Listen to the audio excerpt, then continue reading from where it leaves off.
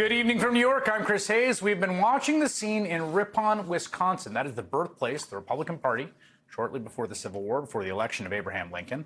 And it's the place where former Republican Congresswoman Liz Cheney just joined Kamala Harris, vice president, for a joint campaign appearance. Taking to the stage amid chants of "Thank you, Liz," Cheney endorsed the vice president and laid out the stakes of this election. I tell you, I have never voted for a Democrat.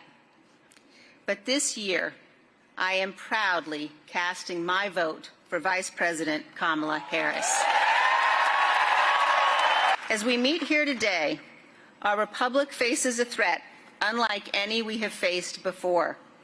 A former president who attempted to stay in power by unraveling the foundations of our republic, by refusing to accept the lawful results confirmed by dozens of courts of the 2020 election. We cannot turn away from this truth. In this election, putting patriotism ahead of partisanship is not an aspiration. It is our duty. Now, to state the obvious, personally, I don't agree with a lot of Liz Cheney's politics. I imagine a lot of you watching feel the same way. In fact, I'd say basically I oppose just about everything she's advocated for in the course of her public life. Except one thing. The most important thing. This is someone who put her whole political career, her future in the Republican Party, a party to which she was born, right? An heiress, in a sense. She put it on the line for American democracy. She's someone who believes Donald Trump is a unique threat. Donald Trump was willing to sacrifice our Capitol to allow law enforcement officers to be beaten and brutalized in his name, and to violate the law and the Constitution in order to seize power for himself. I don't care if you are a Democrat or a Republican or an independent. That is depravity, and we must never become numb to it. Any person who would do these things can never be trusted with power again. Now, the health and the future of American democracy is very clearly, obviously, on the ballot this election. But just because something is important, like whether we're going to be a democracy or not, it doesn't necessarily mean it's good campaign fodder. There is reason to believe, though, that just like 2 years ago, running on this core message, like we are Americans, we're a democracy and want to keep that going, that's a winning message. Take a look at this. This is a graph from 2022. The green line on this graph shows President Joe Biden's approval rating from the time he took office in January 2021 to September of 2022.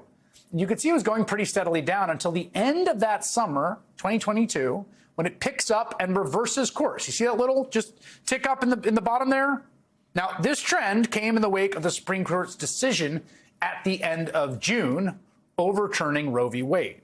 Of course, over the course of June, July, millions of Americans also watched 8 hearings held by the January 6th committee. And so with the midterm elections approaching, President Biden Democrats saw where the mood of the country was, and they definitely ran on those issues, abortion and particular democracy. Remember that just ahead of Labor Day weekend, remember this speech? We took it live, I think. It was just ahead of Labor Day weekend, President Biden delivered this primetime address in front of Independence Hall, warning that our democracy was at stake. For a long time, we've told ourselves that American democracy is guaranteed, but it's not. We have to defend it, protect it, stand up for it, each and every one of us. That's why tonight I'm asking our nation to come together, unite behind the single purpose of defending our democracy regardless of your ideology. Now, remember, at the time, remember the discourse around this, right? It wasn't clear if that message was going to work. Sort of an open question. And there were a lot of people out there who thought that it was out of touch or tone deaf or even elitist, that real voters, real people, really only cared about grocery prices. And they were wrong. Biden and Democrats defied all the expectations. They pulled off a historic win for a still relatively unpopular incumbent president. The Democrats bet and won 2 years ago on the idea that it's actually condescending to think that ordinary people, plumbers and cab drivers and teachers and nurses, don't understand or care about democracy. What, that's too highfalutin for them? Of course, working people, people without a lot of money, people without formal education, they're smart. In fact, the reason we have a democracy in the first place is because we trust that all of us together can make these decisions. I think the majority of people of all different kinds of walks of life, all different levels of formal education, credentials, don't want a dictatorship. I think if you force the issue in those terms, the pro-democracy side wins. And that, again, that was the message, and it worked in 2022. So here we are again, 2 years later. This time around, the other side knows, believe me, they know, that January 6th, the images of the men bashing the cops' brains in, the attempt to overthrow the American Republic, is an enormous political liability. Instead of engaging with it or admitting to it, they are just desperately trying to run away from it. Did he lose the 2020 election? Tim, I'm focused on the future. Did Kamala Harris censor Americans from speaking their mind in the wake of the 2020 COVID situation? That is a damning non-answer. That is a damning non-answer. Republican House Majority Whip Tom Emmer from Minnesota, where Tim Walz is from, has been running around blaming the media. It's the media's fault for being obsessed with Donald Trump's attempted coup. Did you think he'd get that question? Did you talk about how to answer the 2020 question? Listen, this is, again, he answered it. You don't like the answer, but he answered it. This is something that you folks in the media want to focus on a regular basis.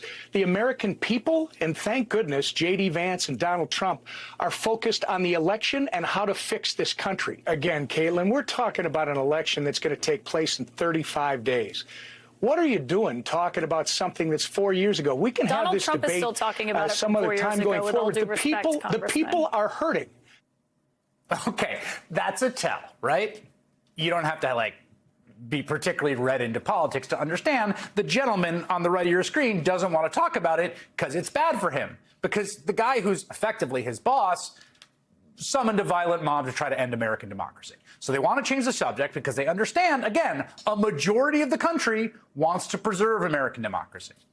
Of course, Donald Trump himself is a bit of a different story. He is too obsessed with the whole thing to ever drop it. It was a rigged election. You have to tell Kamala Harris that's why I'm doing it again. If I thought I lost, I wouldn't be doing this again. You know where I'd be right now? On the beaches of Monte Carlo, maybe, or someplace. Be having a nice life. All right, you see that little thing that we put up on the screen to let you know when that was? That was today. We're not running file footage. Today, in Saginaw, Michigan, a few days after Tom Emmer was yelling about how the media is obsessed with it, Donald Trump is talking about the 2020 rigged election. And there's a reason that has not worked for Trump. And it's while the pro-democracy message has been so salient. No matter our background, our income, our education level, our positions on things, I do think Americans believe, fundamentally, a majority of us, in our democratic experiment and want it to continue. So here we are, 33 days to go. Donald Trump and his authoritarian aims on the ballot once again. J.D. Vance pledging to do whatever it takes on Donald Trump's behalf, up to and including overturning elections. He's on the record with the help of the Supreme Court. Trump has tried to wipe his crimes against the country from voters' minds. And on the debate stage 2 days ago, his running mate, J.D. Vance, refused to tell tens of millions of Americans if he would help Donald Trump do it again. Just in the last 24 hours, we got new evidence from Special Prosecutor Jack Smith about how far Trump was willing to go to foment the coup on January 6th. And tonight, the birthplace of the Republican Party, Liz Cheney, stood up to remind us that he is really going to try to do it again.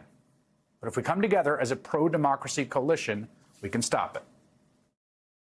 We have a shared commitment as Americans to ensuring that future generations live in a nation where power is transferred peacefully, where our leaders are men and women of good faith, and where our public servants set aside partisan battles to do what's right for this country. I ask you to meet this moment.